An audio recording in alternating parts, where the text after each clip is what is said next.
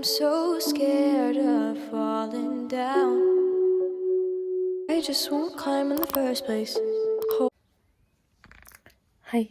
So I am currently in bed because I am really ill and I just don't want to do anything. So I thought I would start a vlog because I can do this from the comfort of my bed, which is where I'm at. So I'm currently reading A Simple Favor by Darcy Bell. This is about Stephanie, who is the captain mum, and she is befriended by Emily, who is like the working, glamorized mum, and they strike up a friendship, and then Emily disappears. So there will be spoilers for this book here. I plan on going pretty in depth. So the characters are alright. Stephanie is likable, but she makes really bad decisions. Like, she was sleeping with her half brother. Her husband found out. She's scared that her kid is her brother's kid and not her husband's kid. And then she, after Emily disappears, after a little while, she starts sleeping with Emily's husband and like cooking food for Emily's husband and kid in Emily's kitchen. Like, it's a little bit weird. She is likable, but at the same time, I'm just like, what are you doing? Like, she's meant to be your friend. And then there's Emily, so I'm starting to get Emily's perspective now, her point of view, and I'm enjoying it. Like, I know she's got a vendetta because it was revealed that she was gonna fake her own death for the insurance money from her husband's company. So I get that she's got a vendetta, but does it make sense because the police have a body in custody and it obviously looks enough like her for it to pass off. So because I have watched the film of this, I know that there is a twin plotline, and I think it's going to be the same in the book. That's what it's hinting at. And I'm still having a really good time with it though. Like, it's told in alternating points of view. It's also got Stephanie's blog posts and her letters to Emily throughout the time that Emily's been missing. Um so it is a really fast read so far and I am enjoying it. I just hope that the reveal is good. I'm like over halfway through. I just hope that the reveal is as good as what the book has been, because it has been quite an enjoyable read. So I am hoping the end lives up to the rest of the book. So I'm gonna go read some of this, and just chill out because I don't feel great. But I will check in hopefully once I finish this. And I don't know what I'm gonna pick up next. I do have to pick up another book for another video. But like, I'm hoping I can slot in one more book after this so I don't have to jump into that book right away. But I will let you know once I've read some more and I will pick something else when it comes to it. But so far, this is the plan in my comfy bed, and yeah.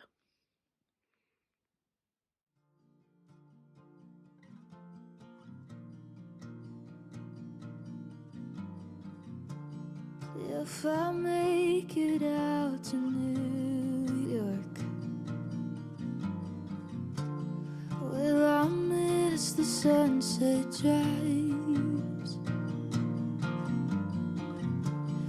I know growing up is due for me, but I've never been the type to fall in line. They knocked down the old grocery store, and more than now I don't feel right. Oh, my brother, he is so sure, but I'm lost without a clue and call it life. Where do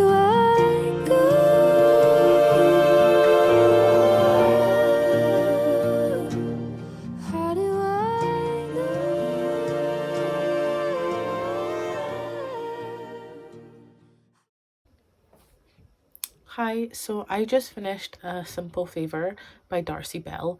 I gave this a 6.93 on Copile, and that makes it a high 3 star. So this follows Stephanie and Emily. Stephanie is a stay-at-home blogger mum, and Emily is a successful PR person for a fashion designer. So they're quite different and they have different lives, but they bond together over their children, and that's how they become friends. So when when Emily asks Stephanie to watch her child Nikki while she goes on a business trip, Stephanie thinks nothing of it. She goes and Stephanie watches her child, but then she doesn't show back up. So that is the main plot line for this book, and I have some thoughts. So the characters are really well written in this book. They're not meant to be likable, you're not meant to get along with them, but I think that's part of the appeal of this book, because you get Stephanie's blog, which is like her projecting the life that she only wants people to see, and then you get her in a monologue, which actually you see the truth of what's actually happening. So she plays a very demure and shy character, but when it gets into the narrative and the story, she has a lot of darker issues and secrets. So I liked that plot line. I also liked that this was alternating between Stephanie's inner monologue and Stephanie's blog. Then we got Emily's point of view, and then there was a last part of Sean's point of view. So we did get a well-rounded point of view from pretty much all of the main characters. I felt like the plot of this book was trying to do too much and not really giving the payoff that I think it deserved. So I think that the main storyline was okay, but the reveal didn't hook me or anything. But I think this could be because I've watched the movie, so I didn't expect to have shock value going into this, because once I got halfway through I realised it's following a lot of the same storyline as the movies, so I kind of guessed the outcome of the main plot line. There was one place that this went that the movie didn't, but overall I think if you want to read this book, just watch the movie. So today I rewatched the movie to see the differences, and to be honest, it follows pretty closely to this storyline. So I think you could just swap out one for another. Like, you don't get anything more from the book that would make me say to pick it up, because if you watch the film, you'll pretty much get everything that you need. My dogs just came in, so I would just say just watch the film. It doesn't really give you any additional information, and the film has higher stakes than the book did. The reveals weren't that shocking. What it did try to do, it was done in the build-up really well, but the reveal was not where it was at. So I enjoyed this. I wouldn't read it again, and I would recommend just watching the film instead of picking up the book. But if the book's more your thing, then it's still a pretty enjoyable read. So one or the other would suffice. Then last night, after I finished A Simple Favor, I picked up The Year of the Witchin by Alexis Henderson. And this is about Emmanuel, who lives in Bethel, and in Bethel the prophet's word is law. So he has many wives, and Emmanuel's mother was one of his wives, but she took a knife to him and tried to kill him. She was stopped at the last minute. She runs into the dark woods and has a relationship with someone that's of different race to her, and she comes back pregnant with Emmanuel and gives birth to her and dies not long after. So we're getting Emmanuel's story, and I'm only 36 pages in, so I'm not far at all, and I'm just getting a feel for it. I know this is horror, which is something that I definitely wanted to pick more up of, because I have an interest in horror books. There has been an introduction to Ezra, the prophet's son, that I think is going to play a big part in this book. There has also been hints to Emmanuel being drawn to the dark woods where her mother was and where the prophet killed witches. So I have high hope for this. It's horror, it's also witches, which I love in anything. Obviously, we love witches. So I'm gonna read this. I have to go back to work tomorrow, which is fine. I feel a lot better than I did. I'm just waiting for the all clear and then I go back to work tomorrow. So I'm gonna spend most of my night reading this and probably gonna play some computer. I will update you once I have read some more of this. Also, down below I will leave a link to my Goodreads review of this. It goes a little bit more in depth and has full spoilers, so I'll leave that down below just in case you're interested. But yeah, I will check back in once I have read some. I know growing up is due for me, but I've never been the type to fall in line. They knocked down the old grocery store. So I am back and I have finished The Year of the Witchin by Alexis Henderson. And I really enjoyed this book. So I gave this a 4 stars. I put it through Compile and it came out 4 stars, which feels right. It feels like a 4-star read. It was slow in certain places and I felt like some of the details of the world would have been better explained, which would have made it a 5-star read for me. But because it was a bit slow and because my intrigue did wane a little bit, I had to knock off a star.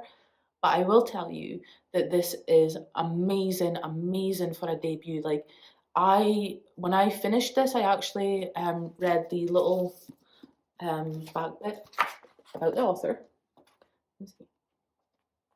And this is her debut novel. And I don't know what kind of tea she's drinking, but I need some because this does not read like a debut. This reads like someone that's been doing this for a very long time.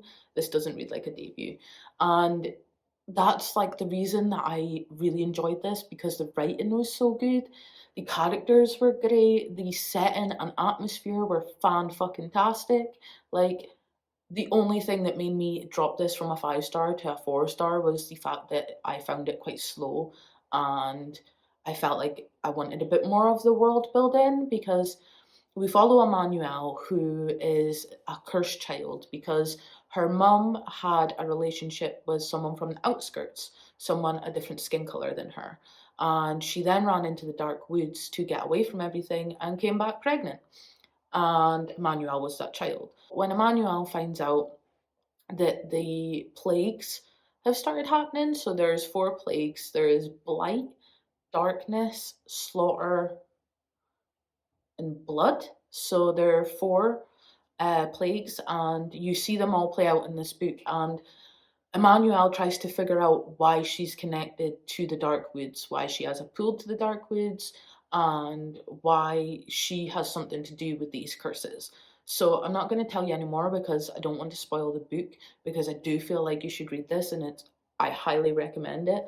But I will say that is this is a horror book and I wasn't scared. The atmosphere and the chilling aspect of it was great and I agree with that. But it didn't outright scare me.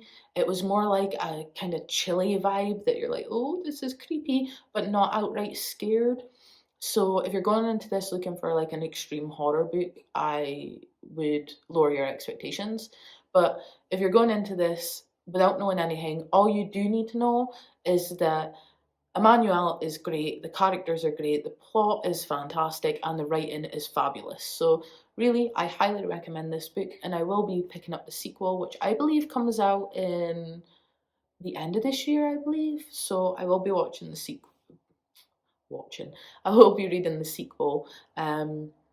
Because I had a lot of fun with this, and I will definitely be reading from Alexis Henderson again because this was a debut and this was amazing. Like, your writing's only probably going to get better from here. So I am really looking forward to watch this author and see what she does with the space, and I will pick up the sequel.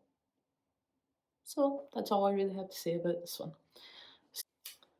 So my partner, I'm finally feeling better. So I felt ill at the start of this vlog, but I'm finally feeling better. I'm still being a slob and like vegetating on the sofa, but I do feel mountains better than I did before. And my partner went to Asda yesterday to pick up some nibbles, and he brought me back some books. So here I have When I Was 10 by Fiona Cummins.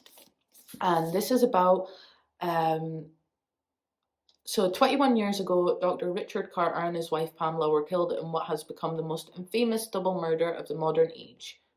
So this is a murder mystery, and I do believe that the murder that happened previously is shown, and then the way that the characters go back to relive what happened to them when they were younger. Um, yeah, I don't really like reading a lot into thrillers because I like to have a surprising aspect. So well, I didn't see this. I seen that my partner had picked this up for me and just thought, oh my god, like this sounds really good. And I have seen it somewhere, I just can't remember where. So then he also got me If I Can't Have You by Charlotte Levin. Samuel, the day we met, I knew I'd finally found what I'd been waiting for, you. Happiness at last, then you left me and now I'm alone. I love leaves, and in the end, but not this time, I'm not giving up on us, I'm not giving up on you. When you see someone you love, when you love someone, you never let them go. That's why, for me, this is the beginning. So I believe this is pretty much a story about a girl who gets obsessed with her boyfriend and then he leaves and the obsession grows. But that is like putting it down to real basics. So I will give you more information if I read this one, maybe in a vlog or something, because I don't like looking into thrillers too much. So if I read this, I will let you know more. The last book you got me was The Switch by Beth O'Leary. So I haven't read The Flatshare and I haven't read The Switch. I seen all the hype on The Flatshare and I was like, yeah, okay, I'll jump on it. And I downloaded it onto my Kindle, but I never got around to reading it. So I just kind of blanked it that like this came out as well. So now I have it, maybe it'll push me to read it and finally pick up something by Beth O'Leary, because I heard great things about The Flatshare and I've heard really good things about this. So maybe this will just give me the push to finally branch out and read her books. And yeah. So that was like my mini book haul. So thank you to my partner for getting me some books and some snacks from the shop, because I was not moving. Like, I wasn't moving. I wasn't going to the shop because I really felt awful. So, like, thanks, I guess. So this vlog, I have read A Simple Favor, which I do not have with me, and I have read The Year of the Witching, which I do have with me. I gave A Simple Favor 3 stars, and I gave The Year of the Witching 4 stars. And yeah, I pretty happy with how this turned out. This is like a weekend reading vlog, so 2 books in 1 weekend, I can't really complain. That's pretty good for me. So I'm gonna end the vlog here because I have a secret vlog coming. And I'm really looking forward to that, but I have 1 more book to read for that video and then I can post that. So this will probably go up first. But I'm really excited for you to see the secret video that I have planned, because it has been so much fun to make and I plan on making so much more of these that I hope you enjoy the first one. So that's it. That's all I've got for you this weekend, and I hope you had a great weekend. I hope you're staying safe. I hope you had a great weekend and I hope you're staying safe, and I will see you next time. Peace.